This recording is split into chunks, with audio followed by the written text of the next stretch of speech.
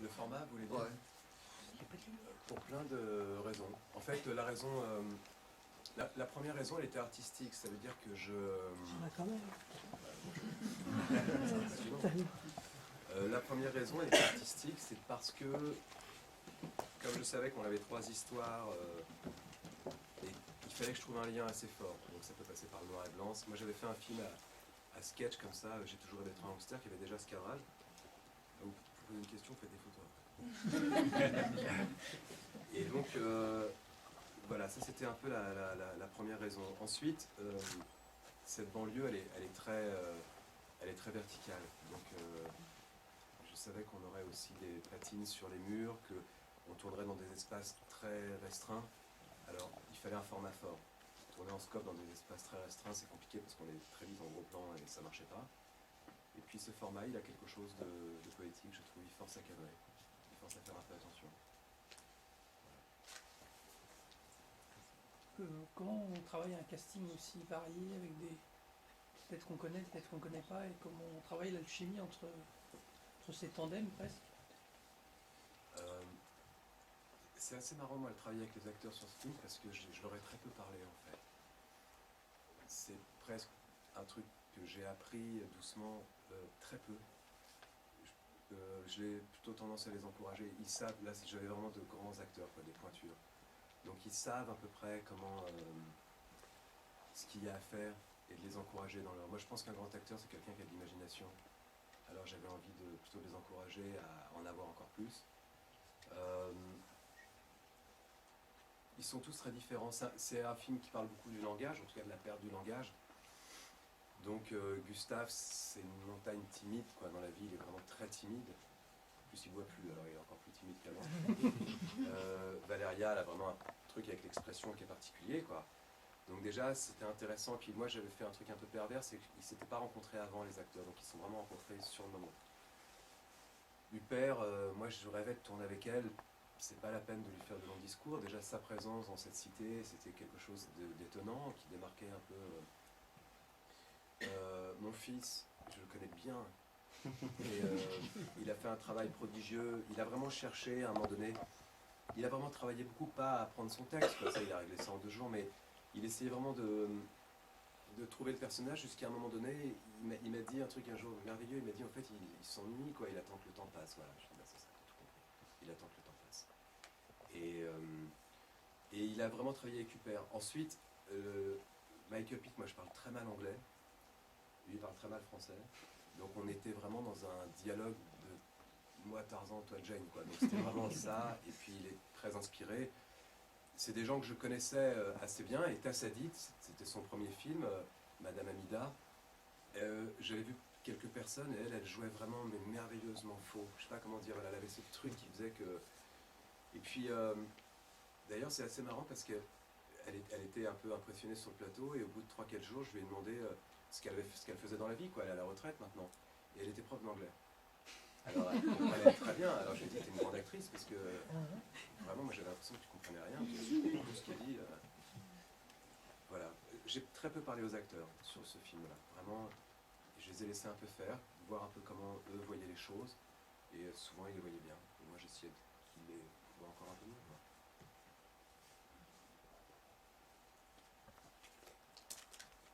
Allez-y, en profitez. Dans quel ordre sont venus les personnages? C'est-à-dire les histoires? Oui.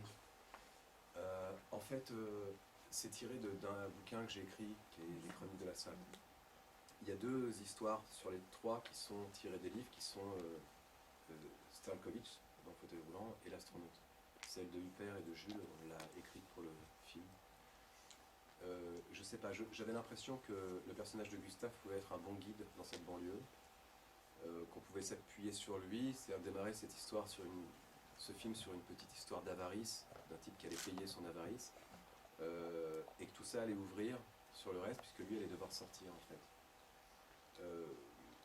Donc voilà, ça se fait avec les habitants. Voilà, c'est-à-dire que le film, c'est simple, il y a 3 habitants, 3 récepteurs qui vont recevoir 3 étrangers. Sauf qu'ils sont dans la vie générale des étrangers par rapport bon. Et en fait, donc c'était d'abord de montrer un peu ces 3 personnes dans leur quotidien et dans leur ennui surtout, et surtout dans leur absence de mère maternelle, parce que moi je pense que le film parle beaucoup de ça aussi. Ils ont tous un lien avec la mère, que ce soit Gustave, on imagine qu'il a vécu avec sa mère, il pique des trucs dans un carton écrit chose maman. Jules, il a des mots d'une mère fantôme. Tassadit, elle est une mère inutile, puisqu'elle a une mère. Moi, je trouve cette première scène, elle est bien, en tout cas, elle est importante, puisqu'elle lui refuse d'être une mère. Elle ne peut même pas donner des courses à son fils. On dit non, c'est interdit. Donc, elle a un fils de substitution qui arrive. Lui-même a une mère de 2 jours, l'astronaute. Huppert, elle parle à mon nez d'un Antoine qui est mort, on ne sait pas trop, d'un môme, on ne sait pas. Mais il y a un truc. Donc voilà, il y avait quelque chose. Et puis l'infirmière, voilà, l'image vraiment de la mère, un peu nourricière, comme ça. Donc voilà, c'était un peu de mettre en place ces choses. Mais il n'y avait pas d'ordre. Ensuite, on a un peu secoué. On a écrit les histoires, puis on a un peu secoué pour essayer de créer un lien, comme ça. Et comment est né ce projet de réaliser un film à partir de vos écrits? Parce qu'on comprend bien le besoin d'écrire, mais est-ce que c'est pas un peu redondant de réaliser un film à partir de quelque chose que vous avez déjà écrit, quelque chose de déjà abouti? C'est pas abouti la littérature, je crois. Non, je crois pas que ce soit abouti la littérature. Parce que la moitié des films qui se font sont adaptés de livres dans l'année. Oui. Et vous êtes l'écrivain et le réalisateur. Ouais, mais ça n'a rien à voir puisqu'en fait, moi c'est la banlieue qui m'intéresse. Déjà, ce qu'il faut savoir, vous avez lu le livre Les Chroniques de l'Asphalte? Non, je l'ai pas lu, j'en ai beaucoup entendu parler. Mais parce qu'en fait, quand on lit le livre, on se rend compte que c'est très très très peu adapté. En fait. D'accord. C'est pour ça d'ailleurs qu'on a même écrit à la fin, on l'a même pas mis d'après le livre, c'est même pas sur l'affiche, c'est écrit d'après la nouvelle 1 et un petit bout de la nouvelle 5. C'est-à-dire que quand on lit les Chroniques d'Asphalte, c'est un livre où il y a 15 nouvelles. Et par exemple, l'astronaute, par exemple, c'est vraiment des contes. C'est un jour, un astronaute est tombé sur une tour, il a été récupéré par Nadia. Elle a voulu lui faire du coup. Il n'y a pas du tout le développement. Celle de Stankovic, par exemple, l'infirmière n'existe pas du tout. Stankovic, c'est un vieux monsieur qui ne veut pas payer l'ascenseur, qui vole l'ascenseur la nuit, et un jour, il reste bloqué dans l'ascenseur en remontant, les voisins le découvrent, il est triste, il meurt chez lui, on sort le cercueil, et le cercueil ne rentre pas dans l'ascenseur. Ouais, c'est vraiment mais donc, c'est pas du tout... c'est une vague adaptation, c'est un prétexte pour parler de la banlieue, surtout. Et c'est un prolongement aussi, une sorte de prolongement de certaines histoires. C'est ça, c'est un prolongement, ça veut dire que... l'idée, c'est vraiment d'essayer de donner un autre regard sur la banlieue, c'est-à-dire qu'on parle des banlieues aujourd'hui d'une façon assez négative, ce qui existe, hein. Mais bon, c'est du sensationnel, quoi. Voilà, une violence, une montée religieuse radicale, des voitures qui brûlent, ça existe bien sûr, mais il n'y a pas que ça serait trop facile sinon on serait déjà en guerre civile, quoi. Donc, du quotidien. C'est de parler d'autres personnes surtout. Il y a d'autres personnes qui vivent, et je trouve ça intéressant aussi de parler d'autres personnes qui subissent la même chose en fait, c'est les quartiers abandonnés. Donc le même isolement, le même regard. Et puis, les endroits abandonnés, ça devient des ghettos. Donc des ghettos naît forcément une forme de poésie, d'humour, un autre langage, un autre rapport aux gens, puis d'autres peurs, voilà. Donc voilà, c'est ça. Mais c'est pour ça que l'adaptation, c'est pour ça, moi, quand on me dit c'est adapté de Chroniques de l'Asphalte, déjà en général, pardon, hein, mais c'est des gens qui n'ont pas lu le livre, parce que, non, mais ça arrive. Et puis c'est surtout que, c'est pour ça qu'on fait toujours une moue en disant, non, pas vraiment, c'est pas une adaptation de ça. C'est inspiré de ça. Ce qui peut ressembler au livre, c'est peut-être une couleur. C'est-à-dire que les livres, par exemple, se situent dans les années 80. Là, le film, bon, il se passe aujourd'hui, il y a des écrans plats, il y a des choses, mais il y a aussi un Walkman jaune qui traîne, c'est une affiche de Die Hard. Enfin voilà, il y a cette patine-là. Et puis, il y a quelque chose d'une lumière par rapport au livre. Moi, les Chroniques d'Asphalte, c'est plutôt des souvenirs de mon enfance. Donc c'est plus un souvenir d'une lumière d'après-midi un peu ennuyeuse, d'un ciel blanc, des choses comme ça. Donc c'est comme une thématique en fait. Voilà, c'est un appui. Moi, par exemple, on m'a proposé, ça m'a intéressé, par exemple, de faire les Chroniques de l'Asphalte au théâtre avec des gamins, ça me plairait. Mais je ne chercherai même pas à reprendre les histoires, en fait. Je pense que c'est un prétexte pour parler d'autre chose, quoi. Mais de ces quartiers-là. Et quand vous dites que vous avez voulu mettre plus de lumière dans ce film par rapport à votre livre, vous êtes plus optimiste au cinéma qu'en littérature ou enfin... Ah non, j'ai pas dit ça pour ça. Ah non, les livres, ils sont optimistes aussi. Oui. Les livres, en fait, ça parle d'une bande de gamins qui sont pas du tout... En fait, les deux mecs qui traînent tout le temps, là, qui voient là... En fait, dans le livre, ce sont vraiment les rôles... ce sont vraiment les principaux. C'est eux. Ça parle d'une bande de mecs à qui il arrive des aventures. Il y a 3 volumes. Le premier, c'est plein d'histoires. Le deuxième, c'est que ça se passe plus à Paris. Le troisième, c'est toutes leurs histoires d'amour. Donc tout ça, ça représente une 50aine de nouvelles, en fait. Et... Non. Mais on n'a même pas essayé de se dire on fait un film optimiste ni rien. Le premier plan du film, c'est une cité en train de s'écrouler. Donc c'est comme les choses faites de bons sentiments. C'est le rapport à eux qui doucement se crée et puis qui fait que il y a une tendresse, quoi. Moi j'avais envie de faire quelque chose de tendre en tout cas, de pas de lutte, que il y a un truc que j'ai lu il y a pas longtemps dans l'église au Sacré-Cœur. Quand on visite le Sacré-Cœur, il y a un truc qui est écrit comme ça. Il s'est écrit tout le mal vient de soi. Je sais plus qui a dit ça. Ça. Ça pourrait être un peu ça, c'est-à-dire qu'ils n'ont pas de mal entre eux, mais à l'intérieur d'eux, ils arrivent avec des bagages très très lourds les uns les autres. Donc ils sont chargés de quelque chose de colère, de méfiance surtout. Il n'y a pas de figuration dans le film, donc tout le danger vient du bruit, de voitures qui passent, de bruit de voisins, de ce bruit qu'ils expliquent tous par une raison, finalement c'est une porte qui claque au vent. En tout cas, vous direz à votre fils qu'il joue vraiment très très bien. Il est très impressionnant. Oui. Impressionnant. Oui. Mais je vois. Pourquoi justement révéler la nature de ce bruit à la fin du film? Pardon. La fin, enfin ce qu'ils expliquent par un cri, pourquoi révéler à la fin justement sa nature et pas laisser terminer tout? Parce que c'était se priver de rire un petit peu. Parce que, non, c'est pas ça en fait, c'est un truc très précis. En fait, cette idée, moi, elle m'est venue après, pendant le tournage pratiquement, l'idée du cri. Déjà, c'était un lien entre les personnages, ça les réunit. Et puis, parce que je pense que d'où viennent les légendes, quoi, voilà. Il n'y a plus d'endroits où viennent les légendes, c'est fini les légendes. C'était au Moyen-Âge les légendes. Les légendes, c'était des endroits abandonnés, des endroits où on ne pouvait pas expliquer. S'il y avait un bruit dans une forêt, on disait, voilà, c'est machin, le fantôme de machin. Donc là, ils ont tous... En fait, c'est pas grand-chose souvent. S'il y a un bruit à Paris louche, il y a tout de suite 3 techniciens qui viennent et qui disent, non, ça c'est une canalisation qui pète, c'est rien. Là, non, puisque justement, ils sont isolés. Donc ce bruit, en fait, il est une invention. Il est spirituel, quoi.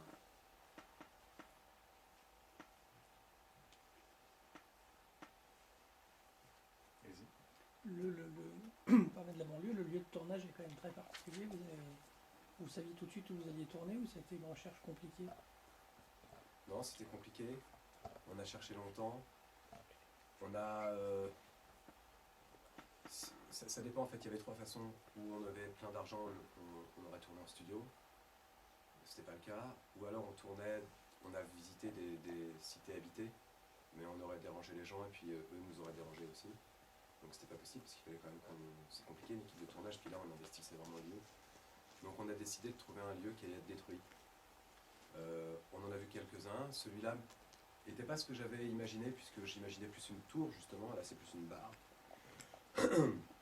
Mais c'était pas mal du tout à l'intérieur, et puis on a eu un attachement. Puis moi je savais que je voulais faire un film de l'Est, qui est une couleur de l'Est. Là c'était en Alsace. Et en plus on a eu de l'aide de la région, donc c'était... Voilà. Mais cet immeuble, je pense qu'il est détruit maintenant, ça va arriver quoi. Il n'y avait plus personne quand on vivait, donc on pouvait casser un mur pour mettre une caméra ou faire des choses. On a vraiment tourné, c'était dans des gravats quoi. Mais il y avait quelque chose en même temps de très gracieux d'être là tous ensemble.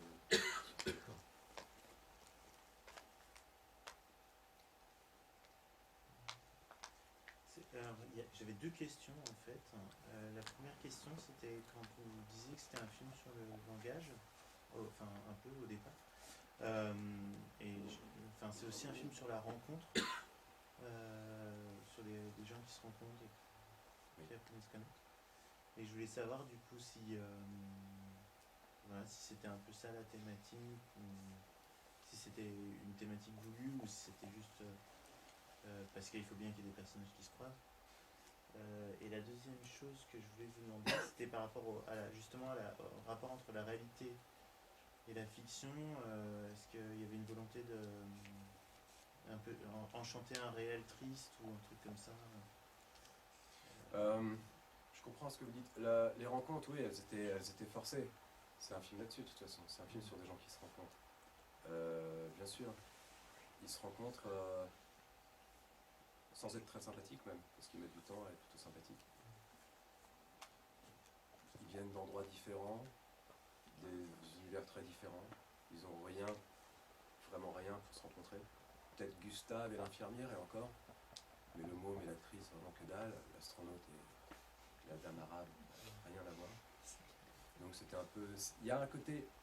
Quand on préparait le film, on disait qu'on fait un film sur la chute, des gens qui tombent. Voilà. Il y a 3 personnages qui tombent. Il y en a un qui tombe dans un fauteuil roulant, une actrice qui tombe dans la vie, et un mec qui tombe du ciel. Donc voilà. Donc comment ils tombent? Ils tombent chez des gens qui sont a priori mal vus de la société, c'est-à-dire les habitants des quartiers. Et pourtant c'est eux qui vont les relever. Plus ou moins. En tout cas, qui vont les regarder. Il y a une phrase que j'adore d'un bouquin de Jerzy Kosinski qui s'appelle Bienvenue Mr. Chance. Je ne sais pas si vous avez lu ou vu le film. Ouais, une grande adaptation. Voilà. Donc, d'un mec qui pour la première fois sort à 45 ans de chez lui, c'est Peter Sellers. Et il dit au bout d'un moment, tant qu'on ne regarde pas les gens, ils n'existent pas. Elle est merveilleuse cette phrase parce qu'elle est à la fois optimiste et pessimiste. Ça veut dire qu'on peut être complètement isolé, puis à un moment donné lever les yeux, décider de regarder les gens, et puis on est moins seul. Et puis ça peut être le contraire, on peut aussi fermer et dire je ne veux plus te regarder, tu n'existes pas. L'autre chose par rapport à la réalité et le rêve, moi c'est les seules choses qui m'intéressent au cinéma. Dans tout d'ailleurs, même chez les gens. Moi quand je vois un film, ce qui m'intéresse, j'ai compris ça il n'y a pas très longtemps, hein, mais c'est que j'ai envie qu'on me parle de l'état du monde, qu'on me fasse un état du monde, je me dise voilà le monde est comme ça, mais ça peut être une très grosse comédie populaire, hein, c'est pas le problème. Et que le cinéma soit proche du rêve, parce que je pense que c'est une machine qui sert à ça quand même. Donc si on arrive à avoir les deux, moi je me suis souvent planté avec ça, j'arrivais pas, ça partait pas, c'était trop, ou pas. Celui-là j'ai l'impression qu'il existe pour ça aussi, c'est que il frôle avec ça, c'est la réalité qui crée du rêve. Il n'y a pas un rêve annoncé ou un personnage rêve qu'il est avec un nain en train de manger une pomme. C'est juste que d'un seul coup, cette réalité, assez simple, légèrement décalée, fabrique une sorte de choses à peine crédibles, quoi, improbables, on va dire. Voilà. Et pourtant, encore une fois, je pense que dans ces quartiers-là, ou ailleurs, enfin dans toutes ces terres, ça existe, forcément, puisqu'il y a une sorte de poésie qui s'inscrit. On n'a pas, par exemple, dans le centre de Paris, une zone active, fermée la nuit, ça n'existe pas. Il y avait avant. Il y avait avant les halles, à Paris par exemple, qui étaient fermées la nuit, donc ça créait des sortes de drôles d'ambiance comme ça. Quand on a une zone active en face de chez soi la nuit, c'est un territoire de jeu absolument étonnant. Les néons, la fumée, les mecs qui bossent la nuit, ça crée une autre vie, une vie alternative, quoi. C'est ces choses-là, moi, qui m'intéressaient dans le film. Je sais pas si j'ai bien répondu à la question.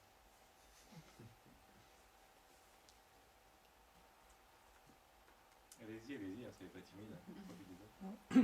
Il y a beaucoup de rapports avec le cinéma, enfin la femme arabe. On regarde les séries télé, on voit des photos d'Isabelle Huppert jeune. Enfin, il y a un rapport entre la réalité justement et une espèce de fiction, d'environnement culturel, Oui. effectivement, qui est difficile à dater et qui est à la fois Et d'ailleurs, c'est marrant parce que Isabelle Huppert, justement, c'est ce qu'elle m'a dit. Elle aime beaucoup le film, et c'est ce qu'elle m'a dit en sortant. Parce que l'image, c'est une transmission. On transmet par l'image.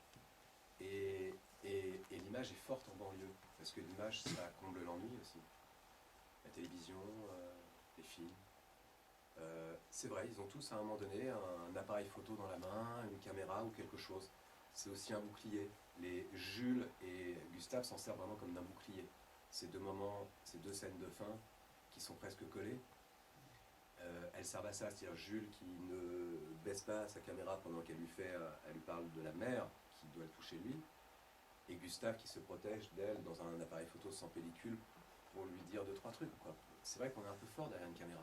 D'ailleurs, moi, à chaque fois que j'entends qu'un photographe ou un reporter est mort, j'espère toujours qu'il est mort derrière sa caméra ou son objectif, parce que c'est sûr que c'est moins violent. C'est sûr qu'il y a quelque chose et d'ailleurs c'est plus risqué aussi, mais il y a toujours quelque chose par rapport à ça.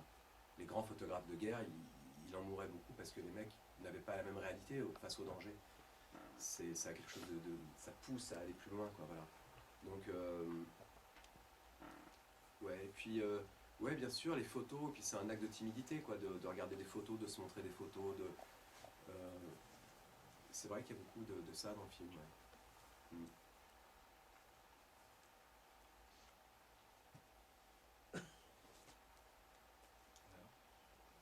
Moi, ce que je trouve intéressant, c'est qu'on voit que les personnages ont un passé, tous. Il s'est passé des... Bon, il se passe des choses, parce que quand il appelle Dédé, on sait qu'il a une vie alternative, mais à aucun moment, il n'y a pas de violence. On voit pas... Il y a certains réalisateurs qui auraient mis l'accent justement sur cette violence, sur le fait qu'il se procure les choses. Là, il n'y a pas, donc ça, je trouve ça bien, ça montre... Mais c'est... oui, de toute façon, c'était une volonté, c'était pas de faire un film violent. Bien que moi, encore une fois, je trouve que... Je sais pas, j'ai vu le film d'Audiard, je trouve que c'est un chef-d'œuvre, par exemple. Pourtant, c'est vraiment la banlieue violente, la migration, j'ai adoré ça. Là, c'était pas mon sujet. Et puis, la violence, pour moi, elle était quelque part plus forte. Ils sont abandonnés. Donc, je sais pas, ce môme, moi, il me bouleverse, par exemple, ou cette femme qui n'ose pas même pas dire dans des chiottes qu'elle est en perte. Ils ont une violence. Le film est... Il y a un truc qui me fascine en ce moment, en fait, c'est le cinéma et la télévision. Je trouve ça intéressant. Enfin, les séries. Moi, je me suis mis à regarder beaucoup de séries. Je ne regardais pas avant.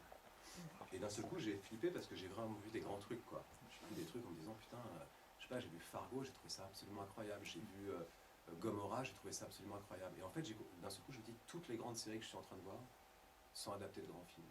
Ou en tout cas, rendent hommage à un grand film. Donc, ça veut dire quelque chose de très intéressant pour moi. Ça veut dire que pour la première fois depuis longtemps, le cinéma doit se réinspirer de lui-même. Et la télé l'aide à ça. C'est-à-dire que quand on voit même celui qui a commencé à lancer ça, c'est Lynch avec Twin Peaks, Métro Détective, vraiment, merci David Lynch à genoux. Toutes ces séries-là, Game of Thrones, on voit Peter Jackson dans chaque plan, enfin voilà, d'un seul coup, c'est-à-dire qu'ils se disent, voilà, qu'est-ce qu'il y a de mieux au cinéma? Et même maintenant, les metteurs en scène comme Fincher, quand il fait Gone Girls, par exemple, il fait une série en fait en cinéma. Ça pourrait être une série, son truc. Donc ça devient vraiment intéressant. Donc moi, ce film, j'avais cette espèce d'influence de me dire, ça me permet quelque chose de très fort. Dans la série, la psychologie expliquée autrement.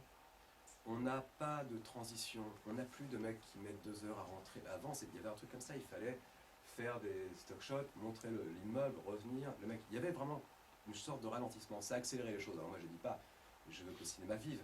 Mais en tout cas, j'ai l'impression qu'il y a un endroit où ça lui a rendu service, parce que ça lui a montré que le cinéma avait fait des auteurs, surtout dans les années 80, qui étaient délirants, et qui devaient se réinspirer de ça. Voilà, donc, avec mon scénariste, quand on a écrit ce film, et ensuite au montage tout le temps, avec les producteurs, tout le monde, on s'est dit comment on peut faire pour toujours être dans l'action, dans l'information, en fait, voilà. Si on n'a pas quelque chose d'informatif, on ne le mettra pas. On a coupé beaucoup de scènes du film, des choses qu'on a tournées. On a filmé beaucoup d'ennuis des acteurs. Il y avait beaucoup de scènes de Michael Pitt qui était dans la chambre de Madame Amida, qui regardait une photo, Jules, encore une fois, qui avait un autre mot de sa mère. Mais à un moment donné, on le sait, tout ça. Donc il faut qu'on avance. Voilà. Je me suis un peu éloigné de votre question, mais... Ce que je trouve intéressant, c'est que quand tu regardes la série, c'est Allemand, vous l'avez voté. Moi, je suis allé à Montréal il y a quelques années, et j'avais une amie au Québec, il passe en même temps qu'en France la série. Je veux dire, voilà. Et à regarder elle enregistre en même temps sur une chaîne américaine qui passait 10 ans plus tard. Ouais, c'est ça, ouais. Et on voyait les acteurs, qu'il y avait une différence le matin quand tu regardais. Ouais, c'est ça. Et soir, plus tard, ils avaient pris un cercle culturel. C'était mort, même. Mais j'ai pas très bien, j'ai connu ça. Ouais, c'est vrai. Et puis les acteurs, ils tombent dans la drogue, ils font 200 kilos, après ils vont faire 50 kilos. C'est fou de voir des séries d'un coup, ça fait un choc. De voir 10 ans de séries d'un coup, c'est incroyable. Elle a encore une ou deux questions.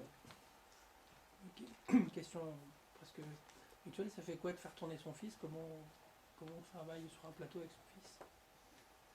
Moi je redoutais un peu parce que je voulais lui foutre la paix, puis en fait le personnage était beaucoup plus jeune au début.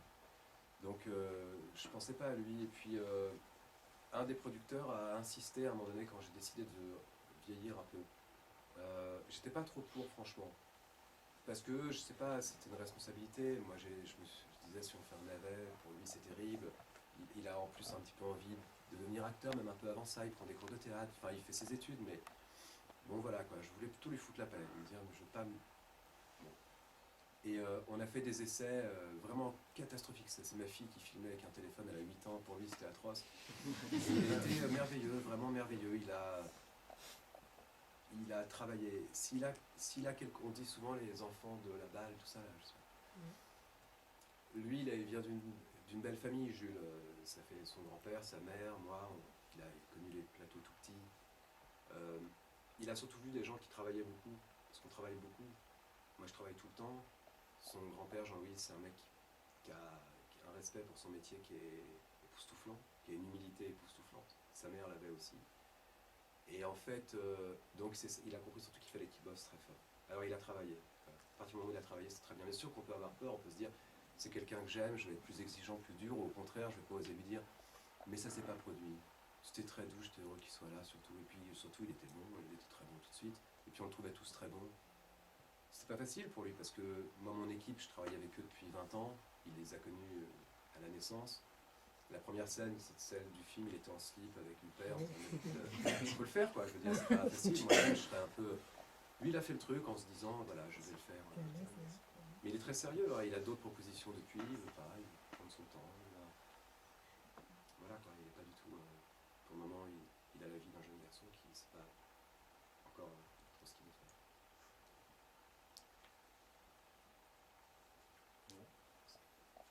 Une question? Juste une. Allez. La scène, justement, votre fils et Isabelle Huppert, vous l'avez tournée, ça s'est passé comment? Cette scène où il lui apprend à jouer, entre guillemets, en lui donnant du conseil. On a l'impression que ça s'est tourné en 1000 fois. Presque, ouais, c'est vrai.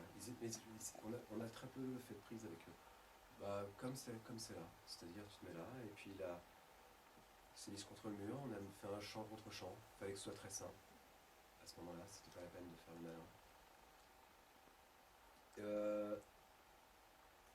Ce que je peux vous dire, c'est que le dialogue était beaucoup plus écrit. Il a dirigé beaucoup plus que ça. Et ça faisait un peu malin. Et ça allait pas très bien. Et on s'est réunis, on s'est dit qu'est-ce qui va pas. Puis à un moment donné, je crois que c'est Jules d'ailleurs qui m'a dit on a l'impression que j'ai déjà réalisé des films. Je devrais lui parler plus avec mes mots, pas plus simplement comme un môme qui ne sait pas en fait. Alors il lui dit il faut que tu sois bien quoi. Des trucs comme ça, des trucs bien. Faut que tu sois comme dans la vie. Donc voilà, on a fait cette scène comme ça. Le